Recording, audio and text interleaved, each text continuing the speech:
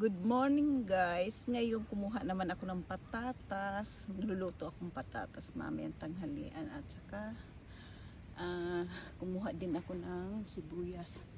Sibuyas medyo malalaki na siya guys. Oh, tingnan niyo. 'Di ba? Malalaki na siya.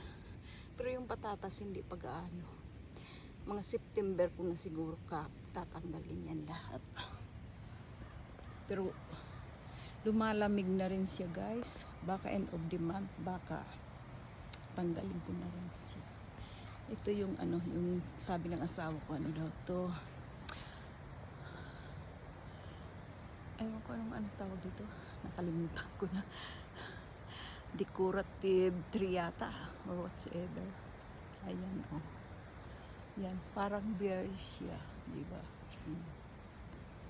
Maraming bunga. Pero pag umpisa niya, ang ganda ng bulaklak niyan, pink saka yellow.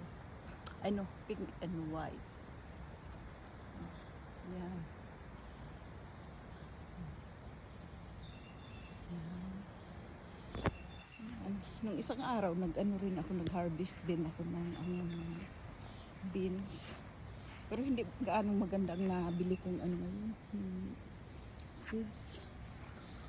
Ayan, meron din siya.